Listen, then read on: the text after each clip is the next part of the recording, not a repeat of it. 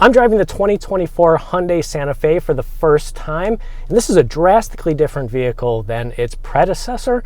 It is blocky, it is long, it is low, it is a very different vehicle.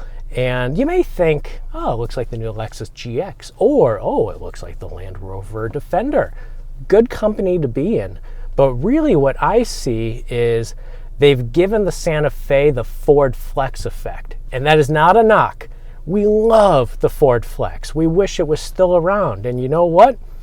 The Santa Fe may have that family friendliness locked down, and some of the reasons that we love the Flex are actually apparent in the Santa Fe, and a lot of that has to do with its shape. So let's go through some of the things that we love about the Santa Fe and why, even if the looks aren't doing it for you, you may still want to consider it.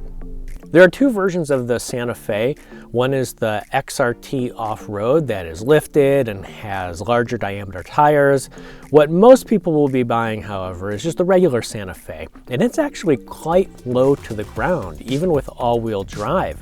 It's 7 inches of ground clearance, is lower than its predecessor, and that makes entry and exit very easy. And I imagine once I get my kids in the car, who are under 6 years old, it'll be easy for them to get in and out too.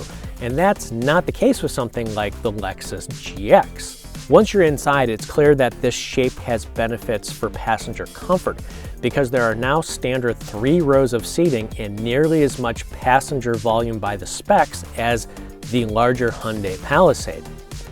The front row has a very different feel than other Hyundai SUVs, and a lot of that is just the shape.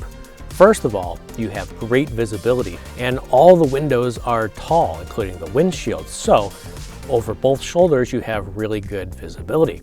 And then there's just the impression that this shape gives you, which it drives like a much bigger car than you would guess. This technically fits in between the compact Hyundai Tucson and the 3-row Hyundai Palisade, but it feels like a much more substantial vehicle when you're driving it. And I think a lot of that has to do with just the shape. The hood is very squared off. The windshield is very squared off. And then you're also getting that vibe from all the windows when you're looking around. So it's a very different experience than other Hyundai SUVs. Now, we didn't get the full experience of the Santa Fe because we were only driving the top trim calligraphy. And why that's important, especially for the second row, is because this is the only trim level that comes with captain's chairs. So the captain's chairs are power folding, but other versions will get a manual folding bench seat. And I actually think that's going to be the better way to go.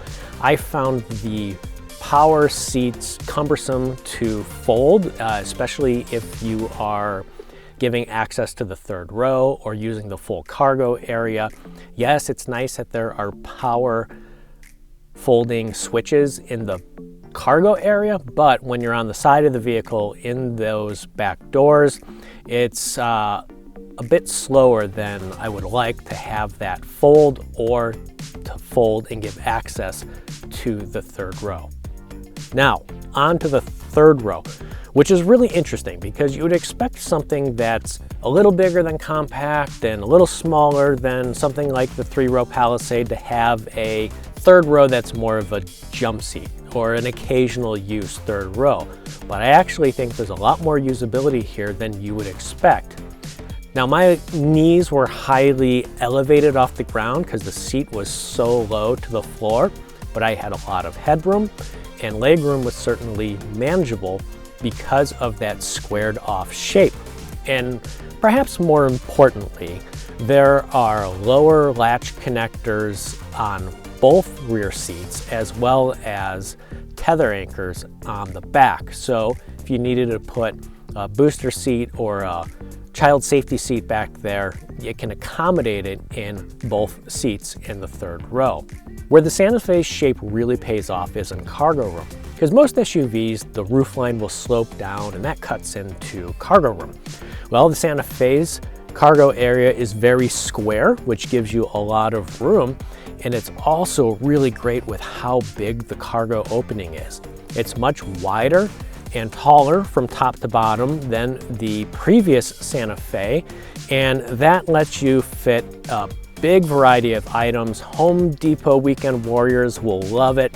And also, if you're going to your kids' sports game, baseball, soccer, you can just back the car up, sit in the cargo area, and see everything. Because the cargo area is so big and tall, you can actually sit up in the cargo area without any problem.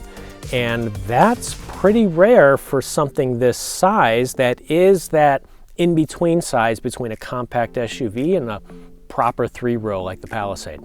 At the root of all of this extra room is a longer wheelbase. Now that's the distance between the front and the rear wheels. And when those are spaced farther apart, there's more room for stuff in between them.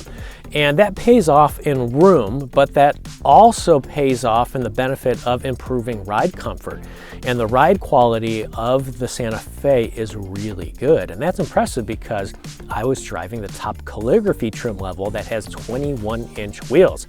And Hyundai really hasn't done ride quality that well with big wheels like the Palisade and its top trim and top wheels, but the Santa Fe does ride quality really well. And I'm going to reserve final judgment until I drive it back home in Chicago. But on these Tennessee roads where we were driving, I was really impressed by how comfortable it drove.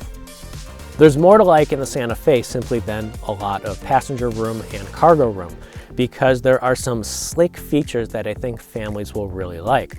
One of those is the entire center console. So in this exposed area, you have a wireless phone charger, availability for dual wireless phone charger, and this just nice tray to put stuff. And then underneath that, there's an open compartment too for larger items. But what's really trick is how the center console storage opens. You can open it from the front like a traditional center console storage, but it's also hinged on the opposite side, so if anyone in the back seat needed to get something, they can just open it from the back seat.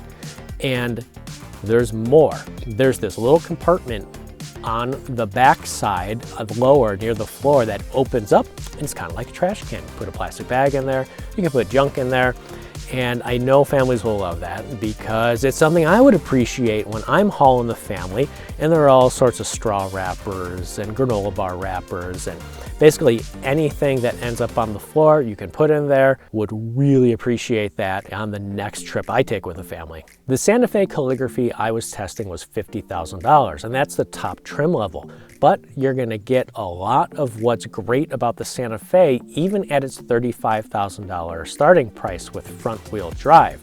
I really like how it has standard front and rear parking sensors, as well as a power lift gate, and you get that third row and a turbocharged 2.5 liter 4-cylinder engine. As a family car, the Santa Fe might be one of the most exciting considerations in recent years. And if you like the way it looks, it's really going to be a no-brainer. And even if you don't like the way it looks, you might still want to consider it because yes, it's that good.